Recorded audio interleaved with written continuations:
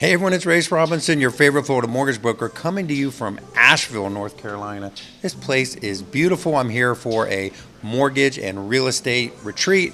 Some of the top producing real estate agents and mortgage people in the nation are going to be right here sharing ideas. It's already been very, very enlightening. And it's very interesting to see what other people are doing as the market has shifted, right? As far as rates and affordability and all these things. And some of the ideas and some of the things people are doing are really, really amazing. I want to share a couple of those ideas with you, but also to realize that this right now is probably the new normal for a little while. I really felt rates would shift after July 1st. I still think rates will be under 6% by the end of the year.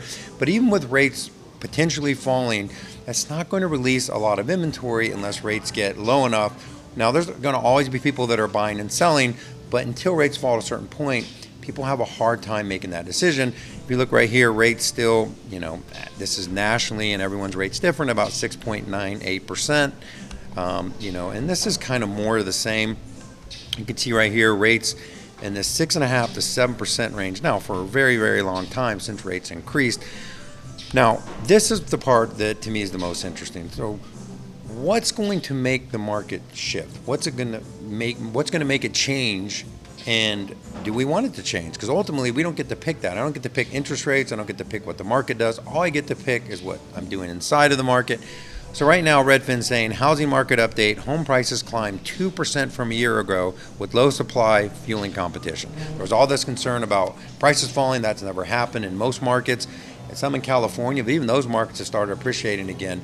There's just no inventory, and that's going to be more of the same. This article here from Fortune magazine, I think, is really good. It talks about the housing market's lock-in effect is very real. And what they're showing here is anything in the red is markets that saw year-over-year declines in new listings. Look at this. Almost all the major markets, new listings are not outpacing sales. And if rates fall, that's a trend that's going to get worse. And so that's what we've been calling the lock-in effect. They actually kind of define it here as basically through the pandemic housing, the 2 to 3% rates created a whirlwind of transactions.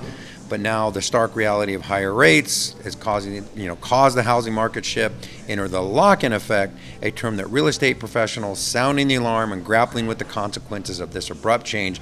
The idea of the lock-in effect is what we already been talking about, which is people are locked into low rates, and unless they have an incentive, they're not going to get out of those rates.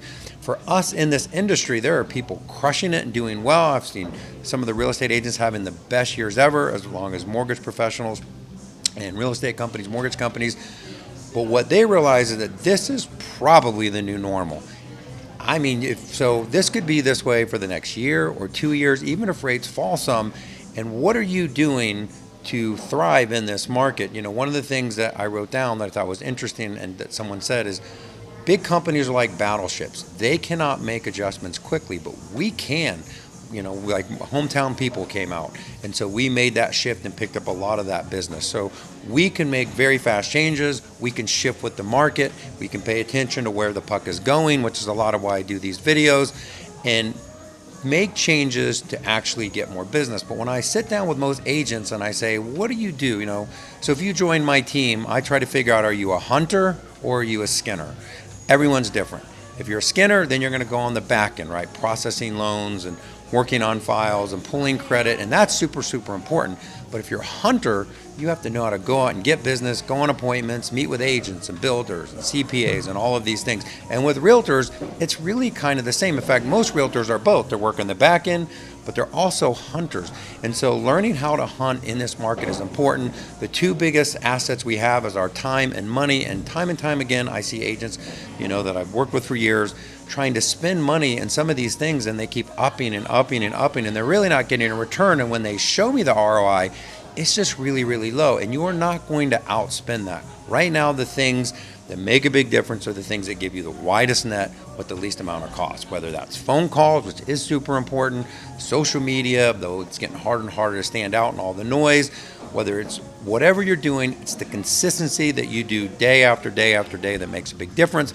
The exciting part is I see agents having some of their best years ever, loan professionals, so it's still a great industry to be in. I think there's going to be a lot of prosperity, but I think you are going to have to come to the fact that this might be the new normal for the next year or two or however, And listen, as the market changes, we'll just change with it. So I thought that was really interesting. That's what I got for you this week. If you have any questions on this or anything else, reach out to me. As more information becomes available that moves the market, as always, I'll cover it here. It's Rayce Robinson, your favorite Florida mortgage broker. Have a great day. Have a great week. Talk to you soon.